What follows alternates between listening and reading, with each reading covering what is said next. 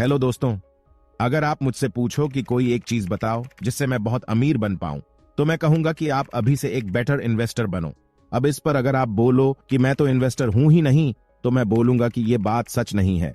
Because हम सब investor ही हैं। बस कोई पैसे इन्वेस्ट करता है तो कोई अपना टाइम और एनर्जी इन्वेस्ट करता है, जॉब करके या बिजनेस करके। और ऐसे ही देखा जाए तो हम सब कुछ ना कुछ इन्वेस्ट करके ही पैसे कमा पाते हैं। इसलिए ये बहुत जरूरी है कि हम एक ग्रेट इन्वेस्टर बने। इनफैक्ट शॉर्ट में बोलूं तो अगर आपको अमीर बनना है तो कभी ना कभी तो आपको अपने पैसे इन्वेस्ट करने ही पड़ेंगे, फिर चाहे आप स्टार्टिंग में जॉब करके पैसे कमाओ या फिर बिजनेस करके। इसलिए यह बहुत जरूरी है कि हम एक इंटेलिजेंट इन्वेस्टर बने। अब अगर आप पूछो कि हम कैसे एक इंटेलिजेंट इन्वेस्टर बन सकते हैं, तो मैं कहूंगा इस बुक की हेल्प से, जिसका नाम है द इंटेलिजेंट इन्वेस्टर। और ये बस मेरी पर्सनल ओपिनियन नहीं है, बल्कि ये सेम चीज बोलते हैं वॉरेन बफे, जो कि दुनिया के सबसे अमीर लोगों में से एक हैं और जिन्हें आज भी दुनिया का नंबर 1 इन्वेस्टर माना जाता है। वो भी यही कहते हैं। इस बुक से सीख कर ही वो आज इतने अमीर बन पाए हैं। इनफैक्ट वो ही नहीं, बल्कि सारे ग्रेट इन्वेस्टर इस बुक को इन्वेस्टिंग की बाइबल बोलते हैं। सच इतनी अमेजिंग है ये बुक। इसलिए आज मैं आपको इसी बुक के कुछ कोर फंडामेंटल्स बताऊंगा, जिसे इजीली समझकर आप एक ग्रेट इन्वेस्टर बन सकते हो। सो चलिए बिना टाइम वेस्ट किए इस वीडियो को शुरू करते हैं। Let's start. Lesson number 1, aggressive investor versus defensive investor. समझो दो दोस्त हैं, दोनों ही इन्वेस्टर हैं, मगर एक एग्रेसिव इन्वेस्टर है और दूसरा डिफेंसिव इन्वेस्टर है। मतलब एक इस बात में बिलीव करता है कि हम जितना रिस्क लेंगे उतने ही ज्यादा पैसे कमा पाएंगे, इसलिए वो ऐसे स्टॉक्स में पैसे लगाता है जो जल्द से जल्द हाई रिटर्न्स दें, भले ही उसमें रिस्क बहुत ज्यादा हो। जबकि डिफेंसिव दोस्त उससे बिल्कुल अपोजिट है। वो सिर्फ उन स्टॉक्स या म्यूचुअल फंड में पैसे लगाता है जहां कम से कम रिस्क में उसे रिटर्न्स मिल सके, फिर भले ही रिटर्न्स एवरेज ही क्यों ना हो। अब एक दिन क्या होता है कि दोनों दोस्त एक कॉफी शॉप में बैठे होते हैं और अपनी इन्वेस्टिंग्स पर बात कर रहे होते हैं। एग्रेसिव इन्वेस्टिंग करने वाला दोस्त बताता है कि हाल ही में उसने एक टेक स्टार्टअप में अपने पैसे इन्वेस्ट किए हैं। वो बताता है कि ये स्टार्टअप बहुत यूनिक है और इसने बहुत सारे इन्वेस्टर्स को अपनी तरफ अट्रैक्ट किया है।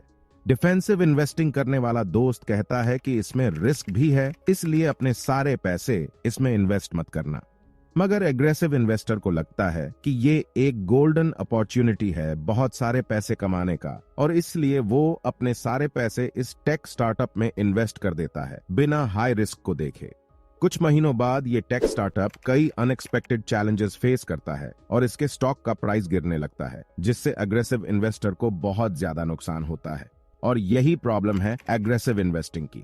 बिकॉज हाँ, इसमें आपको रिटर्न्स तो हाई मिल सकते हैं, बट लॉस के चांसेस भी हाई होते हैं, जो कि प्रॉफिट को लॉन्ग रन में खत्म कर ही देते हैं। बेंजामिन ग्राहम कहते हैं कि एवरेज रिटर्न्स हाई रिस्क लेने से बेटर होते हैं। वॉरेन बफे की इन्वेस्टिंग के 2 रूल्स हैं। Rule number 1, never lose money. Rule number 2, never forget the rule number 1। मतलब आपको कभी भी अपने पैसों को लॉस नहीं होने देना है, भले ही आप कम रिटर्न्स ही क्यों ना कमाओ। इसलिए एग्रेसिव इन्वेस्टिंग करने से बचो और हमेशा ऐसी जगह अपने पैसे इन्वेस्ट करो जहां रिस्क कम से कम हो। Lesson number 2, mister market. Author Benjamin Graham ने इस बुक में एक बहुत ही इंटरेस्टिंग कॉन्सेप्ट शेयर किया है, जो है शेयर मार्केट का मिस्टर मार्केट कॉन्सेप्ट। और इस कॉन्सेप्ट को समझना आपके लिए बहुत जरूरी है। इमेजिन करो आप एक बिजनेस के ओनर हो और आपका एक पार्टनर है जिसका नाम है मिस्टर मार्केट।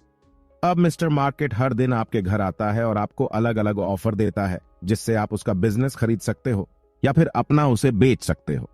बट यहाँ पर इंटरेस्टिंग बात यह है कि मिस्टर मार्केट बहुत ही अनप्रेडिक्टेबल है और इसका मूड बदलता रहता है।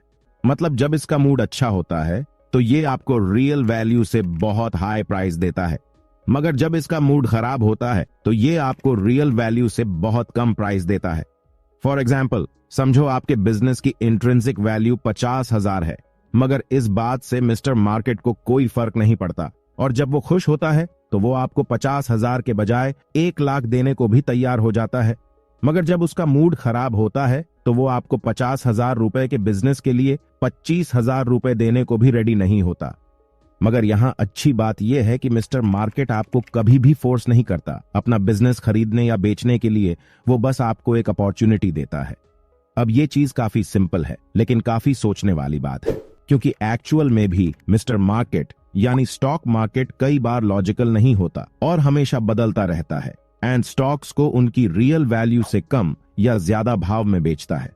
इसलिए बेंजामिन बोलते हैं, अगर आप एक इंटेलिजेंट इन्वेस्टर बनना चाहते हो तो मिस्टर मार्केट से बाय तभी करो जब वो बिजनेस को उसकी रियल वैल्यू से कम प्राइस में बेच रहा हो, और बेचो तभी जब आपके बिजनेस के लिए आपको उसकी रियल वैल्यू से बहुत ज्यादा प्राइस मिल रहा हो। Lesson number 3, follow these things to become an intelligent investor. Now मैं अब आपको इन्वेस्टिंग से रिलेटेड कुछ मोस्ट इंपॉर्टेंट पॉइंट्स बताऊंगा जिन्हें आपको फॉलो करना चाहिए एक इंटेलिजेंट इन्वेस्टर बनने के लिए। नंबर 1, एक अच्छा इन्वेस्टर बनने के लिए आप अपने पोर्टफोलियो को 75-25 करके बांटो। मतलब अगर आपके पास 1000 रुपए हैं तो 750 रुपए स्टॉक्स में एंड 250 रुपए बॉन्ड्स या और कोई इन्वेस्टमेंट ऑप्शन में लगाओ, और इस रेशियो को मेंटेन रखो।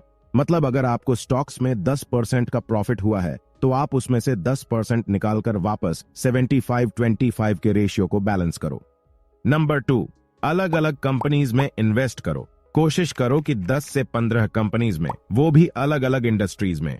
कभी भी अपने सारे पैसे किसी एक कंपनी में मत लगाओ। नंबर 3, बड़ी कंपनीज में इन्वेस्ट करो, ऐसी कंपनीज में जो काफी टाइम से एस्टैब्लिश्ड हैं। नंबर 4, ऐसी कंपनीज में इन्वेस्ट करो जो कि वेल फाइनेंस्ड हैं, मतलब जिसके एसेट्स उसकी लायबिलिटीज से डबल हों।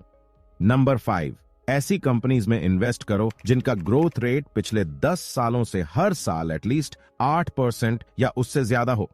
नंबर 6, ऐसी कंपनीज जो पिछले 10-20 सालों से लगातार अपने शेयर होल्डर्स को डिविडेंड दे रही है, उनमें इन्वेस्ट करो।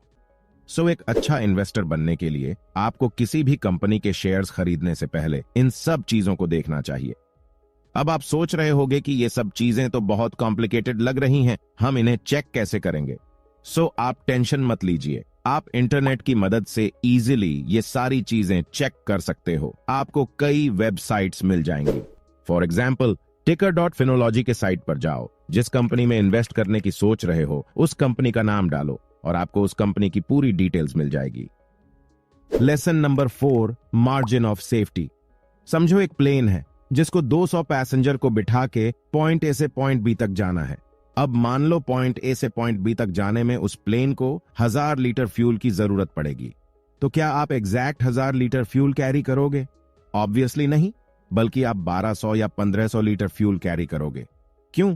क्योंकि अगर आप एग्जैक्ट फ्यूल कैरी करोगे और सिचुएशन कुछ 19-20 हुआ तो बहुत बड़ी प्रॉब्लम हो जाएगी, इसलिए आप थोड़ा एक्स्ट्रा फ्यूल कैरी करोगे। नाउ ये जो एक्स्ट्रा फ्यूल है वही है समझो मार्जिन ऑफ सेफ्टी, जो सेम चीज आपको इन्वेस्टिंग करते टाइम भी ध्यान देनी चाहिए। जैसा कि आपको पता ही होगा कि स्टॉक मार्केट में किसी भी स्टॉक की प्राइस उसकी रियल वैल्यू जितनी नहीं होती, वो ऊपर नीचे होती रहती है। इसलिए मार्जिन ऑफ सेफ्टी को ध्यान में रखते हुए बेंजामिन रेकमेंड करते हैं कि आप किसी भी स्टॉक के लिए उसके 2/3 वैल्यू से ज्यादा पैसे मत दो, बिकॉज ज्यादातर लोगों की प्रॉब्लम यह है कि वो समझो $100 वैल्यू रखने वाले स्टॉक को $100 में ही खरीदते हैं और ये एक्सपेक्ट करते हैं कि फ्यूचर में उसके प्राइस बढ़ेंगे जिसके बाद उन्हें फायदा होगा। जबकि एक इंटेलिजेंट इन्वेस्टर वो होता है जो $100 के स्टॉक को मार्जिन ऑफ सेफ्टी के साथ 80 या $90 में खरीदे, जिससे खरीदते साथ ही उसे प्रॉफिट हो और उसे फ्यूचर पर डिपेंड ना होना पड़े। सो ये थी एक short summary the intelligent investor book की। अगर आप इसी तरह की और भी यूजफुल बुक समरी वीडियोस देखना चाहते हो तो इस चैनल को सब्सक्राइब कर सकते हो। ये आपके लिए तो फ्री है, पर हमें इससे काफी मदद मिलती है। वीडियो अच्छी लगी हो तो लाइक कर दो, एंड कुछ पूछना चाहते हो तो कमेंट करके पूछ सकते हो, मैं रिप्लाई जरूर दूंगा। मिलते हैं अपनी अगली वीडियो में, तब तक के लिए बाय।